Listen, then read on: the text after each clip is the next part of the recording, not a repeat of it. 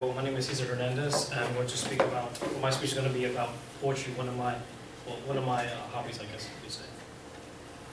And first of all, I'm going to say, what is poetry? Well, dictionary.com says poetry is the art of rhythmical composition, written or spoken for exciting pleasure by beautiful, imaginative, or elevated thoughts. Google.com says it is an art form in which human language is used for its aesthetic qualities in addition to, or instead of, its notional and semantic content. So here you can see that the Latin origin for the word poetry is poeta, meaning creative body of literature. And in Greek, literally poetry means I create. I'll give you a brief history. Some of the earliest forms of poetry predate literacy. Poetry was originally composed of symmetry, structure, sometimes rhyme, and especially in some of the works such as the Iliad and Odyssey, which were, of course, a series about the Trojan War. So let's continue. After the 21st century, this is when poetry became rarely free-spirited, and it really just lost all this, not completely, but just it really lost a lot of composition and structure. And now, as a result, it became very free-spoken, especially and it gave birth to spoken word poetry as well as lyricism. So here are some notable poets. Maya Angelou, of course, everybody knows who that is.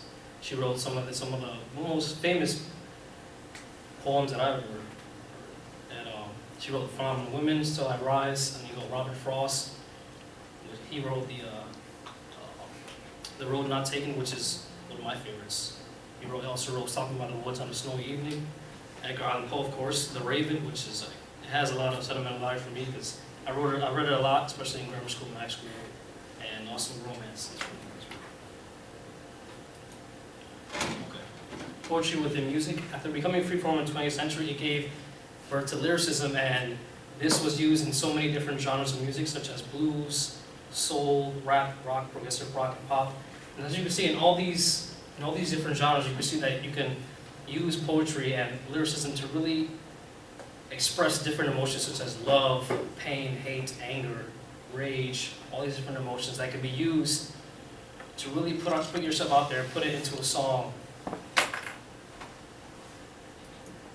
And here are some of the poets in music. You have The Doors to the left, you have Bob Dylan at the center top, you have Neil Young, you have Billy Corgan from the Smashing Pumpkins, and you have Gil Scott-Heron. And as you can see, the genres that really, you can see the various genres that they possess. The Doors is very psychedelic rock in the 60s. Bob Dylan, everybody knows Bob Dylan. Oh.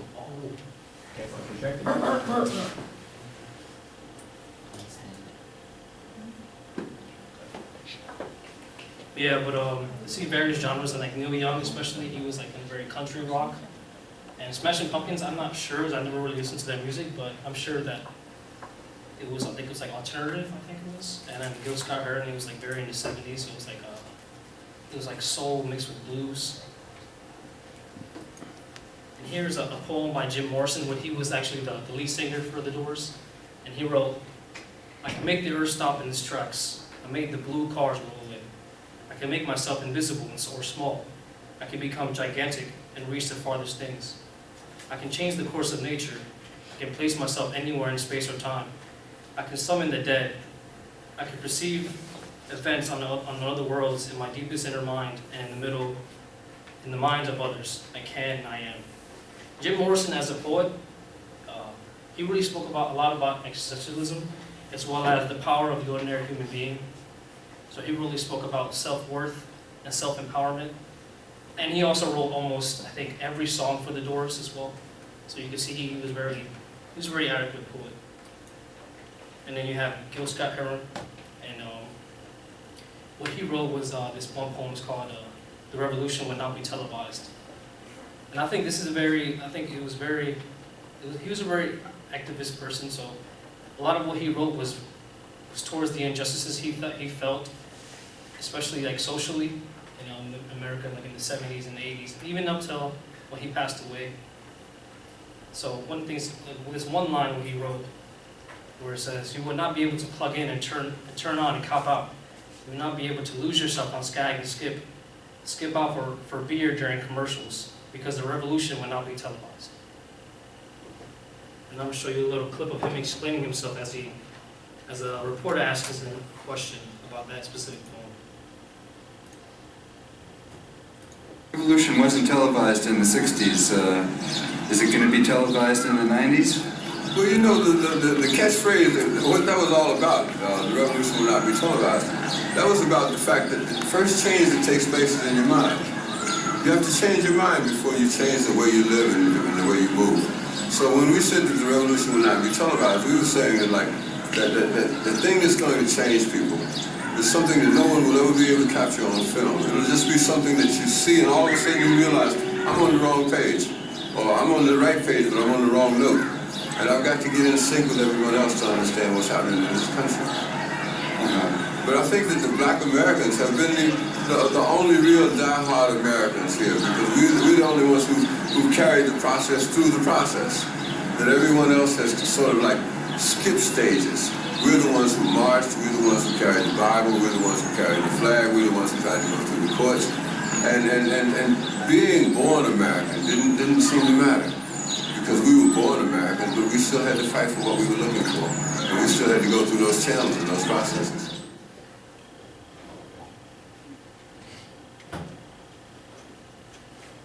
So you see, what you spoke about was really powerful also, because he was a very wise old man before he died. So you can see that he went through a lot of, I wouldn't say traumatic, but he went through a lot of events in his life which really brought wisdom and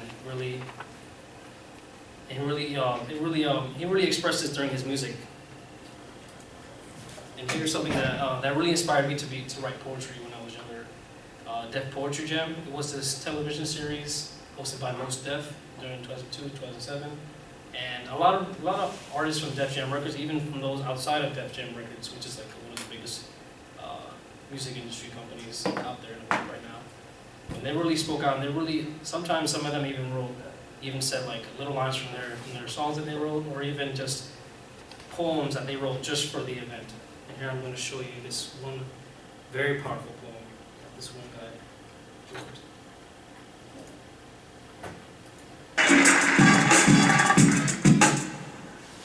As a boy, I shared a game with my father. Played it every morning till I was 3. He would knock on my door and I'd pretend to be asleep till he got right next to the bed. Then I would get up and jump into his arms. "Good morning, Papa." And my papa, he would tell me that he loved me. We shared a game. Knock, knock. Until that day when the knock never came.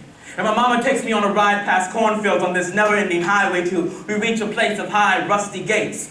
A confused little boy, I enter the building carried in my mama's arms. Knock, knock.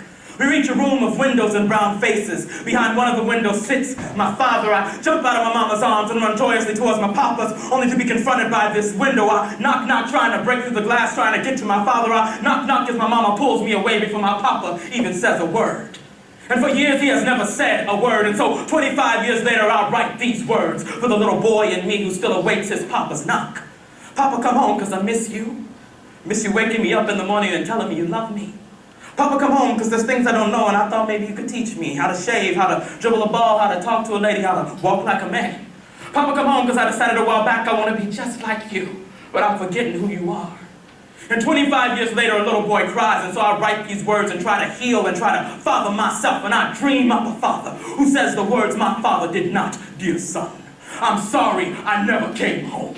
For every lesson I failed to teach, hear these words. Shave in one direction with strong deliberate strokes to avoid irritation. Dribble the page with the brilliance of your ballpoint pen. Walk like a god and your goddess will come to you. No longer will I be there to knock on your door, so you must learn to knock for yourself. Knock, knock down doors of racism and poverty that I could not. Knock, knock on doors of opportunity for the lost brilliance of the black men who crowd these cells. Knock, knock with diligence for the sake of your children. Knock, knock for me, for as long as you are free, these prison gates cannot contain my spirit. The best of me still lives in you. Knock, knock with the knowledge that you are my son, but you are not my choices. Yes, we are our father's sons and daughters, but we are not their choices. But despite their absences, we are still here, still alive, still breathing, with the power to change this world, one little boy and girl at a time. Knock, knock, who's there? We are.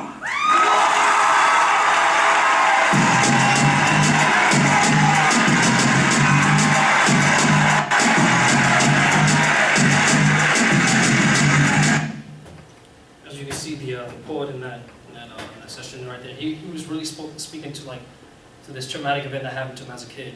And I feel like expression is what truly matters when it comes to poetry. Now I'm going to read you something that I've written. Okay. It's called Refraction. Is it love or is it admiration? Is it natural chemistry between two beings, or is it the fascination, the mysteries that lie within? Is it passion or is it intrigue? Is it the empathy you feel that digs deep within your soul, or is it the consideration for their well-being? Is it beauty or is it attraction? Is it their character and personality that defines them, or is it their appearance that blinds you from the truth? Is it appearance or is it perspective? Is it the grace with others from whom they care for, or is it their existence that temporarily fills a void? Is it romance or is it interest? Is it the warmth with the lingering tenderness, or the assimilation to their emotions and outbursts? Is it truth or is it mud? Is it the clarity you feel when looking into their eyes, or is it the refraction of light that leaves you uncertain of their true motives? Is it love or is it admiration? You tell me. Thank you.